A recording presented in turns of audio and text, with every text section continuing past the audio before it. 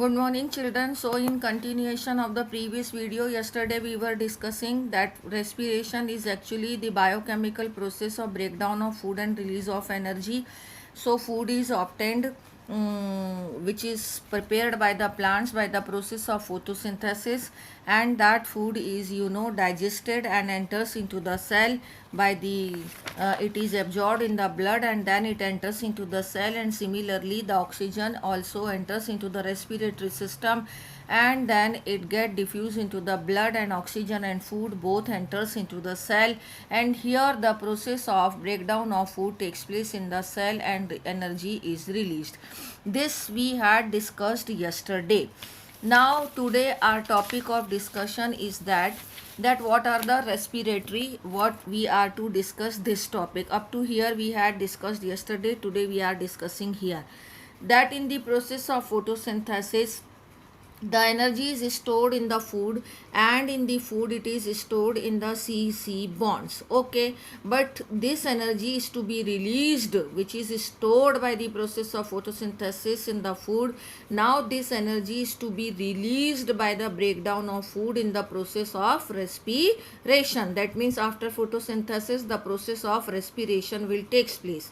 So for the respiration, what all are the respiratory substrate? Respiratory substrate can be protein, can be fat, and carbohydrate are obviously there, but the carbohydrates are the main respiratory substrate from which the energy is obtained. Okay, but this process of respiration is all controlled by, or you can say is takes place in the presence of various enzymes. It is all enzyme controlled process, and in this process the release of energy takes place in the stepwise manner, as we were discussing that by the oxidation of one molecule of glucose 36 ATP molecules are formed, but these ATP molecules are not formed in one step, rather they are released in a stepwise manner.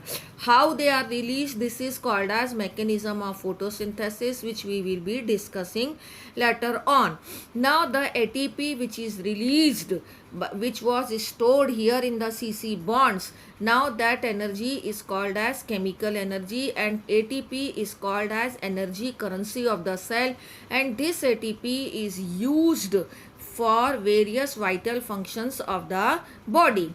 That means this ATP is again called as what? It is called as carbon skeleton produced during the respiration, and this carbon skeleton or ATP is the precursor for the biosynthesis of other molecule in the cell.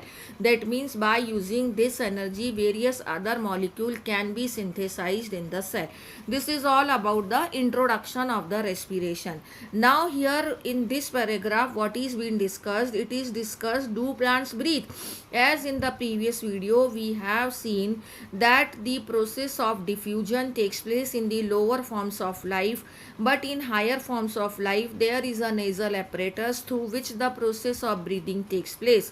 So the diffusion of gases how takes place in the plants? So in plants, for the diffusion of gases in leaves there are tiny pores which are called as stomata, and through the stomata the gaseous exchange takes place.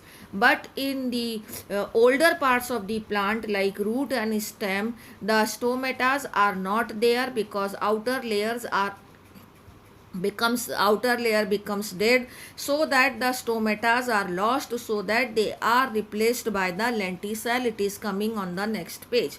But here in this first point is written, then second is written, and third is written. What is this first, second and third point? Here it is being explained that what is the difference between the transport of gases and in the plants and in the animals. So here they are explaining that in plants actually the gases exchange is not much requirement of oxygen is there, because they themselves produced the oxygen, so they fulfill their own needs by exchanging the gases through the tiny pores called as stomata. Secondly, they do not needs to transport the gases to the long distances? Because every part is exposed to the, here it is written that every part is exposed to the environment, so that long distance transport of gases is also not required, because leaves are possessing the stomata and older parts of the plant are possessing the lenticel through which the gases exchange takes place. And here it is written that root, stem and leaves respire at very lower rates, so that we can say that in plants there is a less need of oxygen, or you can say the metabolism is slow in comparison to the animal, so that less requirement of diffusion of gases is also there. So these are 3 points, that they can fulfill their own needs by gases diffusion. Second is that less requirement of oxygen is there because less metabolism is there. And third is that long distance transport of gases is not required. Okay, so this is about the introduction, or you can say some general topics are there. Again, here they are giving the process of respiration, the equation, that is the breakdown of food and release of energy, which we are keep discussing since the starting of the chapter.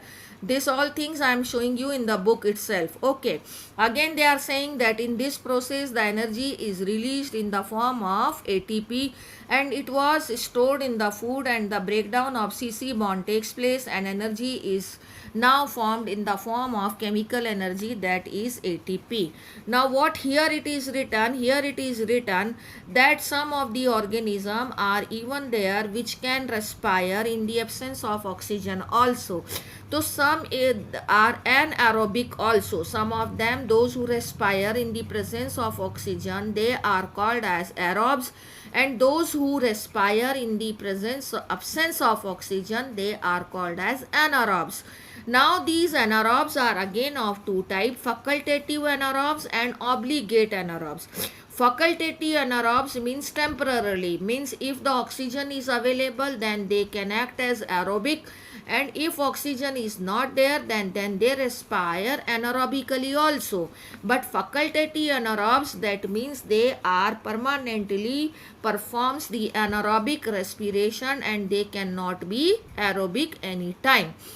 Now here it is coming glycolysis. So what is glycolysis? Why this term has come now? Because the aerobic respiration or anaerobic respiration, there are two types of respiration are there, which is aerobic and anaerobic respiration. So what are the steps of aerobic and anaerobic respiration, which we are to discuss? And the first step is glycolysis only, so that it has started now from here only, and details are here which we are going to discuss in the next video. Thank you.